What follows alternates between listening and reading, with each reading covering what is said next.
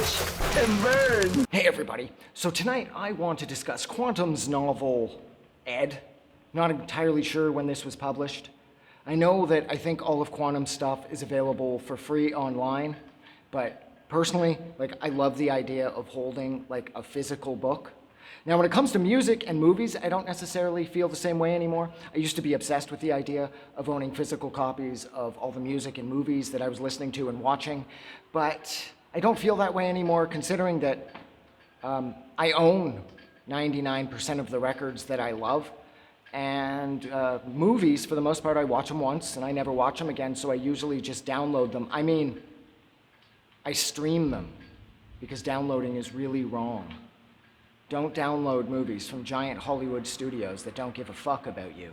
Don't do that, it's wrong. But nevertheless, yes, when it comes to books, I like holding books, and I own a trillion movies, and I never touch them. But with the books, for some reason, I find the physical copies, they tend to motivate me to go back and reread them time and time again. It used to be that way with music and movies, but it just doesn't translate like that anymore. I just own pretty much everything I love, and I'm not really interested in much new stuff, unfortunately. But nevertheless, this is a book about Ed McPherson.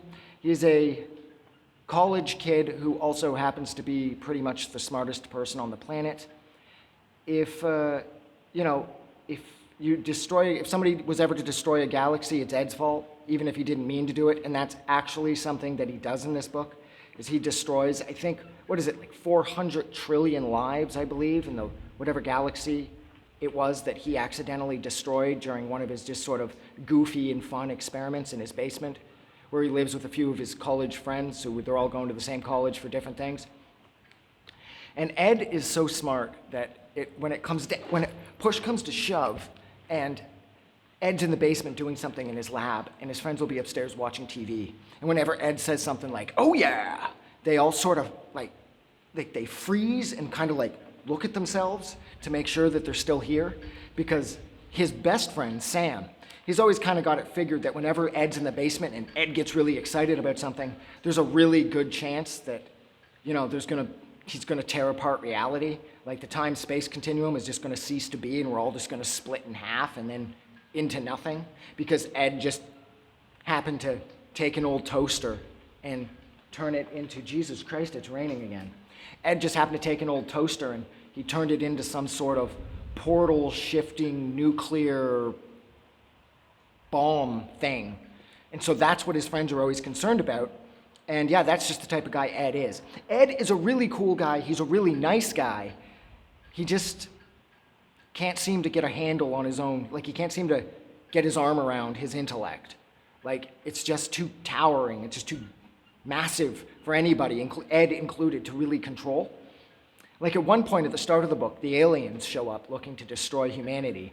We don't know it at the time, but it's as the result of Ed wiping out their galaxy. And of course, the military comes to Ed.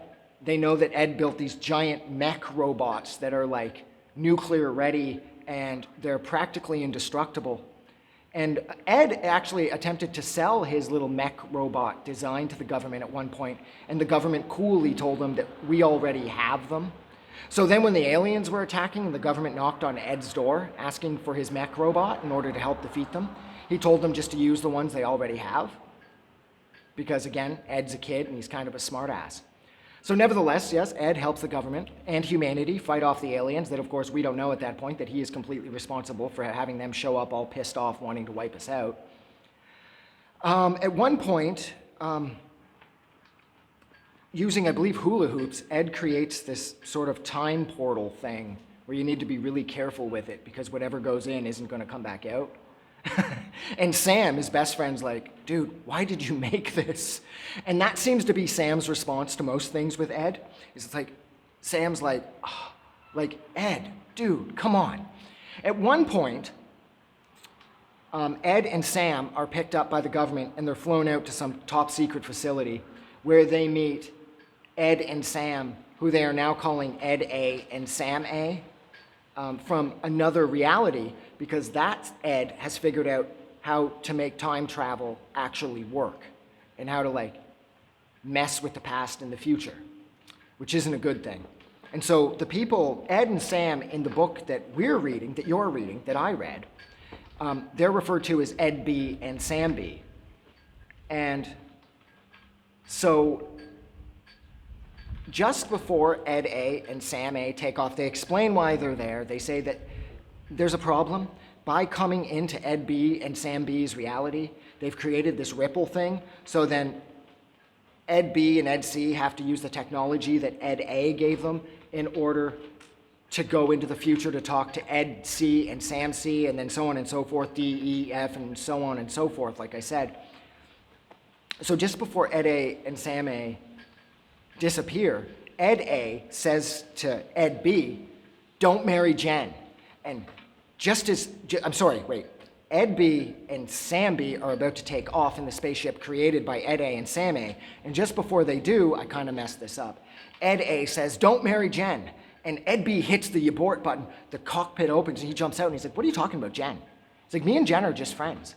Why would you say that? I'm not going to marry Jen.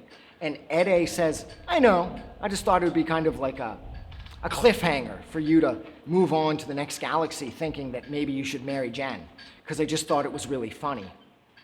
So this prompts Ed B to punch Ed A in the face, saying, never do that again. That's not cool. You're fucking with my past, my present, my future, your past, your present, your future. Don't ever do that again. Then he turns to Sam, just as they're about to take off into the world where Ed C and Sam C are.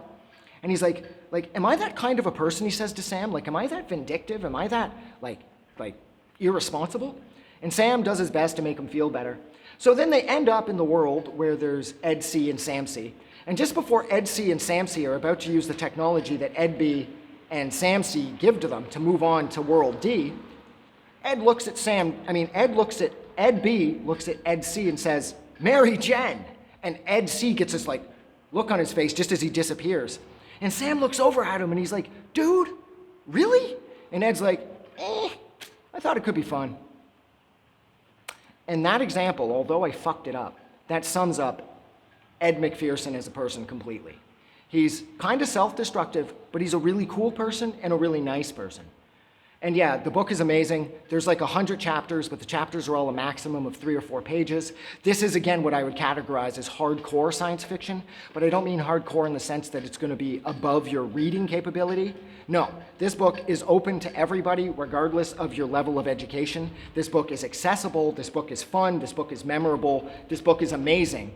So don't let the term hardcore science fiction turn you off, because this book is for everybody, and this book was wild. And I think that's where I'm going to leave it because the wind's picking up. So I should probably get out of here before the rain starts blowing in. So thank you so much for hanging out with me for a little over 8 minutes while I discussed Quantum's whatever year book. Ed, like always, if you like this review or you like this book, don't forget to go out and do something nice for somebody. But most importantly, don't forget that the world is a way better place because you are in it. And I got to get out of here. Have a good night.